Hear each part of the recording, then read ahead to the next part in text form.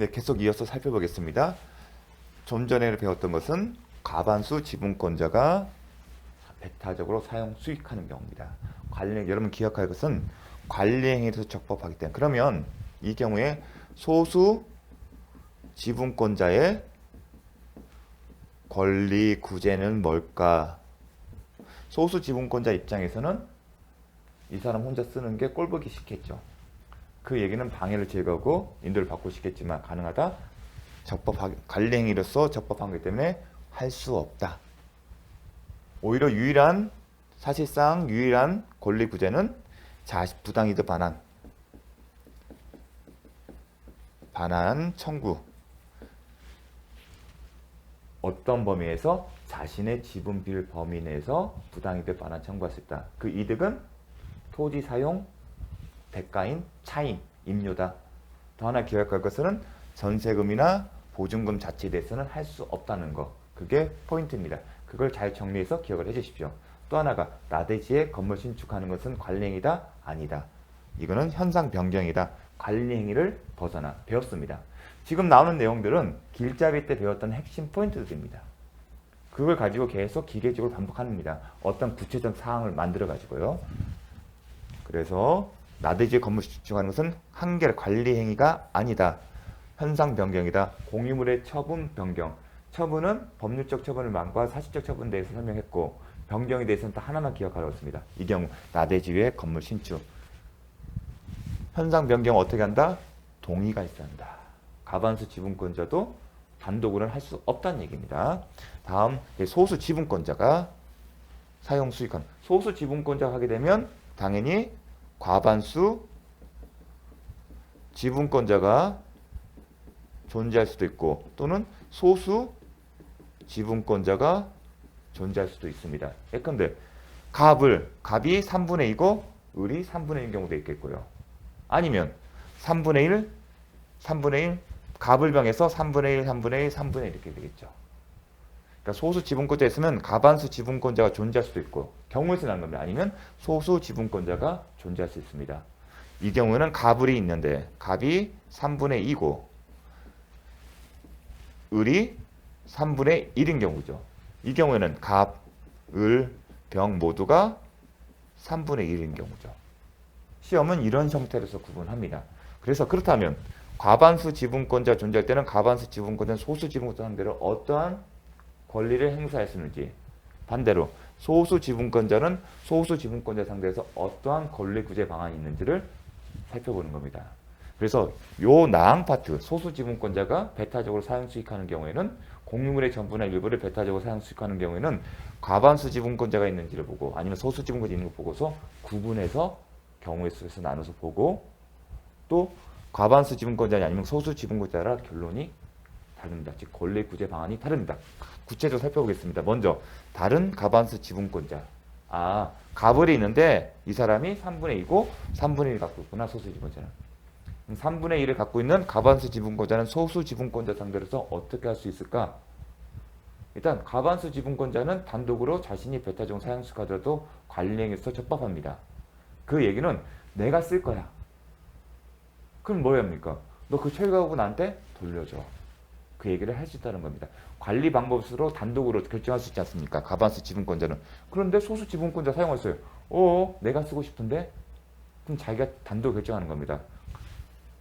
그러면 단독 결정할 수 있다는 얘기는 자기가 배타적 사용 수익할 수 있다는 거고 그럼 전제로서 소수 지분권자가 배타적 사용 수익하는 상태를 제거하면 되는 겁니다.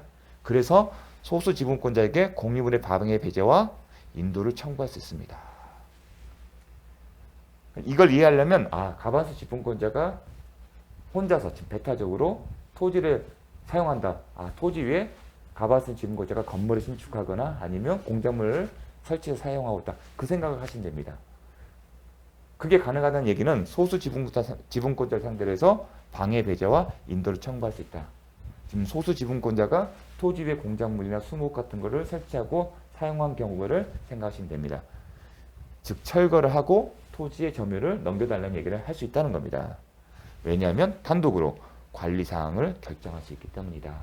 그러니까 이걸 쉽게 이해하시려면 과반수 지분권자가 자기 혼자서 토지에 공작물로 설치하고 수목을 시험을 놓고 혼자서 쓴다.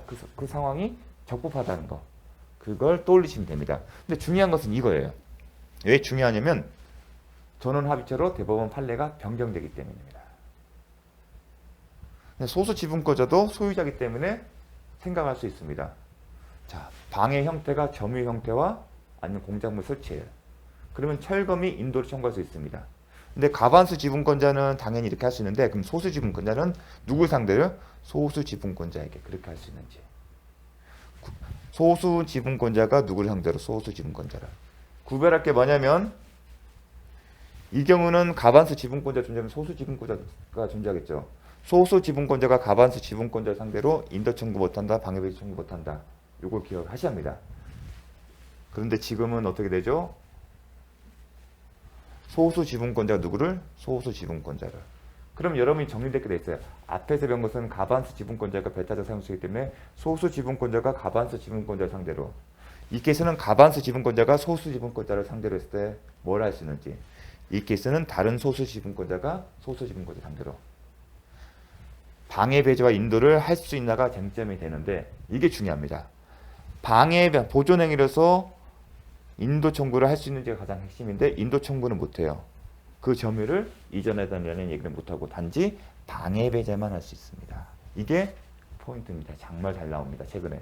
왜냐면 수년 전에 처음에는 소수 지분권자도 예전에는 소수 지분권자도 다른 소수 지분권자 상대로서 인도를 청구할 수 있다는 게 대법원 판례인데 이 판례 내용이 몇 년 전에 변경됐습니다. 그래서 이게 시험에 잘 나오는 겁니다. 그리고 또 하나 기억해야 하는 게 뭐냐면 방해 배제는 가능하지만 토지 점유 자체를 인도화 청구는 못한다는 거. 방해 배제는 뭐 한다? 공작물의 설치나 설치하지 말라. 설치된 거 철거해달라. 네가 심어놓은 수목을 가져가라. 철거해달라. 그 정도의 방해 배제는 하지만 더 나아가 그 토지 자체를 나에게 넘겨달라. 아니면 모두를 위해서 넘겨달라. 그 얘기를 못한다는 겁니다. 그걸 정말 기억해 주십시오. 다른 소수 지분권자는 보존행위로서 인도를 청구할 수 없다. 보존행위로서 할 수 없다. 인도를. 보존행위로서. 왜냐하면 인도 청구가 가능하려면 보존행위에 해당돼야 하거든요. 보존행위, 인도 청구하는 거 소수 지분권자가 다른 소수 지분권자 상대로 인도를 청구할 수 있다는 논리는 보존행위만이 가능하거든요. 근데 보존행위에서 할 수 없다는 거.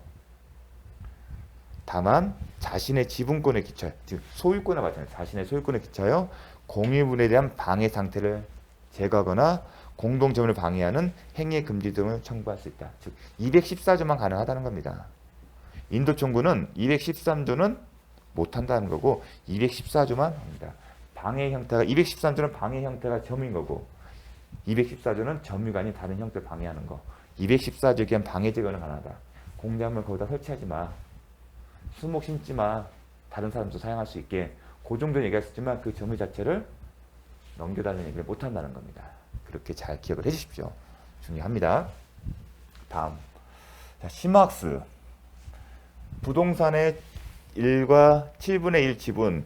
근데 항상 이제 어떻게 바꾸다? 소수 지분권자다. 이렇게 바꾸셔야 합니다. 수험생 입장에서는. 그 부동산은 소수 지분권자가 부동산을 타인에게 입니다. 아, 제3자에게 3자의 점이다. 그쵸? 공유자 중에 1인의 의사가 개입하여 제3자가 점유하고 있는 경우 어떻게 하냐? 일단 제3자가 공유자의 의사에 개입해서 제3자가 점유하게 되면 이거는 뭐다? 관리행위다. 관리는 어떻게 한다? 배웠지 않습니까? 관리는 지분권, 과반수 지분권으로 결정한다. 임대차 보증금을 수령한다. 임대차 보증금을 수령했다. 어떠한 경우더라도 지분이 과반수냐 아니면 소수냐 상관없이 임대차 보증금에 대해서는 부당이득 반환이 성립되지 않는다는 것을 기억하셔야 합니다. 왜냐하면 임대차 보증금은 향후에 임대차 계약이 종료가 끝나면 임차인에게 반환하게, 즉 전국적으로 기속된 것이 아니기 때문에 이로 인한 수익 중 자신의 수익은 뭐냐면 차임입니다. 임료, 임대료 아니면 차임 그런 표시. 임대차 계약상에 매월 지급되는 아니면 뭐 분기별든 대가로 지급되는 임료는 뭐 차임, 임대료, 임료 이런 표현을 씁니다. 자신의 지분을 초과하는 부분에 대해서는 법률상 원시 당연하죠. 차임에 대해서는 과반수든 소수든 부당이득이 성립됩니다. 자신의 지분 비율을 벗어나서는. 기억나죠?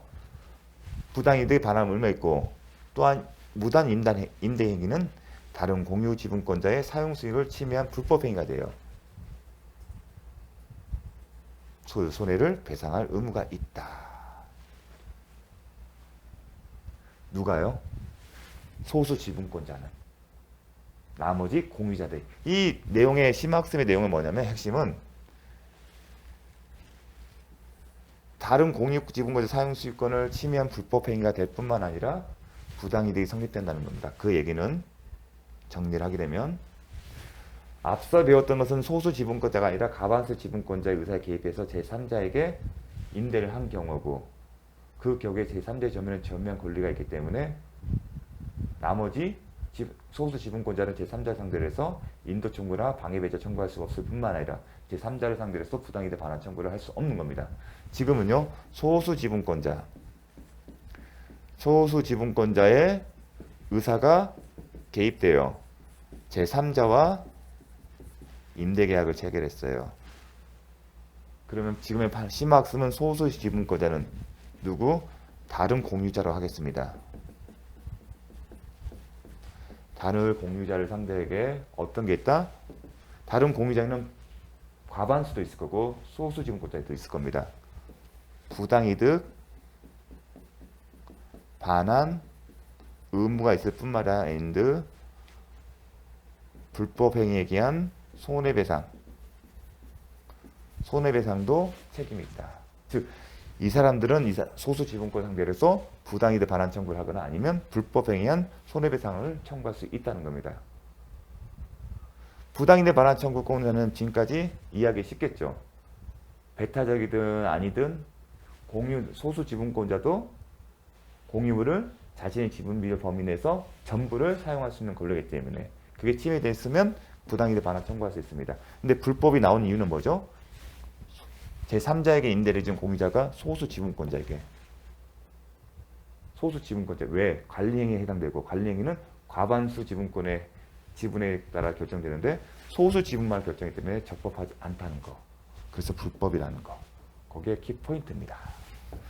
자, 그래서 정리를 그렇게 해주셨으면 좋겠습니다. 소수 지분권자는 다른 공유자라고 합니다. 왜냐하면 그 사람이 다른 공유자가 과반수도 있고 소수도 있으니까.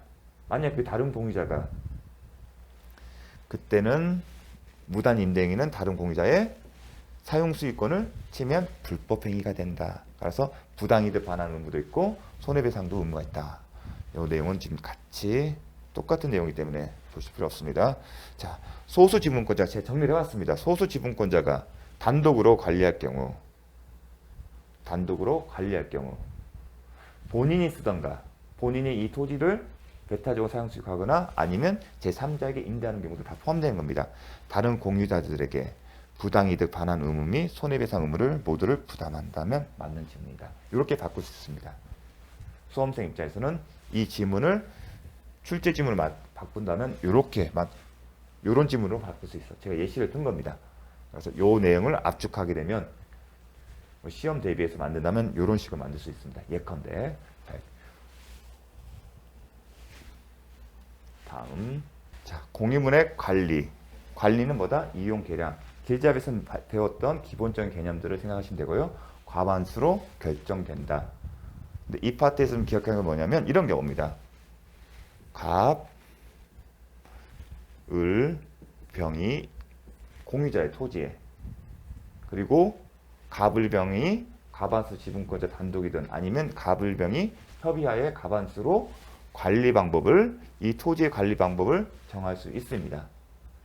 이 토지의 관리 방법을 정한 이후에 갑을병 중 병이 예컨대 공유자들은 각자의 지분을 자유롭게 처분할 수 있습니다. 다른 공유자의 동의 없이 자신의 지분을 병이 정에게 매각했어요. 갑, 을, 정. 그러면 이 경우에 정은 갑을 병이 기존에 정한 토지의 관리 방법을 따라야 하는지 따르지 않아도 되는지가 하나의 쟁점입니다. 그 쟁점은 대법원 판례는 어떻게 보냐면 원칙적으로는 특적 승계인 정에게도 승계된다. 즉 기존의 공유자들이 정한 관리의 특약은 정 또한 특정 승계인 정 또한 승계된다. 이게 원칙입니다. 특정, 그럼 포괄승계는요. 포괄승계는 항상 상속이에요. 상속의 경우에는 당연히 적용이 되는 거고요. 지금은 특정승계, 특정은 뭐냐면 병이 자신의 지분을 매각 등 법률행위 기초에서 넘기는 겁니다. 양도한 겁니다. 양도. 그러나 예외가 제한이 있습니다. 특약이 갑을병이 정한 그 특약이 지분권자 과반수를 정해도 상관없습니다. 관리는 과반수 지분권자 단독으로 결정한 것도 관리행위입니다. 반드시 협의를 전제하는 하는 개념이 아닙니다. 특약의 지분권자로서의 사용 수익권을 포기하는 등 사용 수익권을 사실상 포기하는 등의 핵심은 지분의 본질적 부분을 침해하는 경우에는 당연히 승계되지 않는다. 당연히 승계되지 않는답니다. 그냥 승계되지 않는 게 아니라 당연히 승계되지 않는다는 표현을 쓰겠습니다. 그 표현은 뭐냐면 경우에 따라서는 이런 경우더라도 승계가 가능하다는 겁니다. 어떤 경우? 특정 승계인, 즉 정의, 공유물의 사용 수익 관리에 관한 수익권을 사용 수익권을 사실상 포기. 즉, 이 병의 경우에는 사용 수익권이 사실상 포기된 경우다. 그러한 사실을 알고도 공유 지분권을 취득하는 등의 특별한 사정이 있는 경우에는 특정 승계인에게 승계된다는 겁니다. 그래서 당연히 승계되지 않는 경우에 따라 승계되는 건 어떤 경우냐면 이런 경우입니다. 건물을 짓는 거예요. 그리고 갑의 단독 소유거나 아니면 뭐 갑을이, 즉 병인 이 건물의 소유자가 아닌 경우, 그 경우에는 병은 이 토지 사용 수익권을 사실상 포기하는 경우가 아니겠습니까? 이러한 상태에서 병이 자신의 지분을 정확하게 매각하는 겁니다. 이런 경우는 사실상 사용 수익권 포기하는 거죠. 왜냐하면 이 건물의 부조 재건 토지는 누구를 위한 거죠? 갑과 을의 사용에 대해서만 쓰는 거잖아요. 병은 사실상 사용 수익을 못하지 않습니까? 그래서 원칙적으로는 승계되지만 사용 수익권을 사실상 포기하든 등 지분의 본질적 부분을 침해하는 경우에는 당연히 승계되지 않는다. 당연히라는 표현이 들어갔다는 얘기는 경우에 따라 승계된다. 어떤 경우 특정 승계인 정의 이러한 사실을 알고도 취득하였던 특별한 사정이 있는 경우에는. 왜 이런 표현이 나오냐면 공유의 그 특징 때문에 씁니다. 누군가 공유자들 사이에서 누군가가 배타적으로 사용 수익하는 것은 허락되기 때문에 그렇습니다. 과반수로서. 그러한 특성 때문에 이런 표현이 나온 겁니다. 그래서 이 부분 잘 기억을 하십시오. 공유자 전원이 임대인으로 되어 공유물을 임대한 경우 임대차 계약을 해지하는 것은 특별한 사정이 없는 보존행위다. 기억했죠? 임대차 계약을 체결하는 것은 관리행위다. 더 나아가 임대차 계약을 해지하는 것 또한 관리행위다. 과반수 지분권자가 단독으로 토지를 임대한 경우다. 과반수 지분권자가 제3자와 제3자 사이에 임대차 계약을 체결한 경우다. 제3자가 점유를 하는데 공유자의 의사가 개입된 경우다. 그 경우에는 과반수 지분권자가 임대를 한 경우에는 관리행위에서 적법하기 때문에 소수 지분권자는 제3자를 상대해서 인도청구, 방해배자 내지는 인도청구할 수 없다. 다만 부당이득 반환 의무가 있다. 누구 상대로? 과반수 지분권자 상대로. 기억나십니까? 그걸 묻는 겁니다. 과반수 지분권자가 단독으로 공유토지를 임대한 경우 소수 지분권자는 과반수 지분권자에게 부당이득 반환 청구할 수 없다? 아니다. 할 수 있다. 오히려 소수 지분권자는 제3자, 즉 임차인을 상대로는요. 임차인 상대로 부당이득 반환 청구할 수 있다? 없다? 없다. 이런 식으로 딱딱딱 기계적으로 나와야 합니다. 소수 지분권자는 단독으로 자신의 지분 비율에 상당하는 면적을 배타정으로 사양수할 수 있다? 없다. 제가 설명을 했습니다. 어떤 경우였죠? 토지가 있는데 면적이 100제곱미터예요. 100제곱미터인데 갑과 을이 있어요. 그리고 지분은 2분의 1이에요. 그런데 갑을 준 한 명이 이만큼 2분의 1이니까 50제곱미터를 배타적으로 사용 수익하는 경우에 이런 경우라도 하더라도 다른 갑의 나머지 공유자의 사용 수익권을 침해하는 겁니다. 왜? 갑은 이 부분도 사용할 수 있는 권리가 있기 때문에 이 논리는 뭐냐면 나머지 공유자가 자신의 비입은 비읍면에서 공유물 전부를 사용 수익할 권리를 침해하기 때문에 불법 행위가 된다. 부당이익이 반하는 의무가 있다. 그렇게 나오거든요. 설사 배타적 사용 수익하는 부분이 막 이건 을이라고 할게요. 자신의 지분 비율 범위 내에 해당된다 하더라도 마찬가지다. 왜냐하면 갑은 이 공유물 전부를 자신의 지분 비율 2분의 1 범위 내에서 사용 수익할 권리가 있기 때문에 그래서 제가 공유물 전부를 사용 수익할 수 있다는 개념이 중요하다는 게 바로 이런 경우입니다. 잘 기억을 해주십시오. 공유 지분권의 본질적 부분을 침해한 공유물의 관리에 관한 특약은 공유 지분의 특정 수익에 효력이 미친다. 자, 왜 이게 틀렸죠? 본질적 부분을 침해잖아요. 원칙적으로 특약은 승계가 되지만 제한이 있다. 본질적 부분을 침해한 경우에는 당연히 승계되지 않는다. 그래서 어떤 표현? 효력이 미친다 표현이 잘못된 겁니다. 왜냐하면 당연히 승계되지 않기 때문에 당연히 승계되지 않고 어떤 경우에 준다? 그 지분권을 양수한 사람이 그러한 사실, 본질적 부분을 침해한 사실을 알면서도 취득한 경우다. 이 문구를 정확하게 아셔야만이 이걸 풀 수 있습니다. 지금은 알 것 같지만 나중에 시험장 가서 이 지문을 그냥 딱 보게 되면 혼동이 오십니다. 그래서 이 내용을 정확하게 기억하셔야 합니다. 그래서 당부드리지만 이 표현은 문장 전체를 정말 잘 기억을 하셔야 합니다. 그래야만이 이런 지문에 실수를 안 해요. 다음 이제 잠시 쉬었다가 처분 변경 보도록 하겠습니다.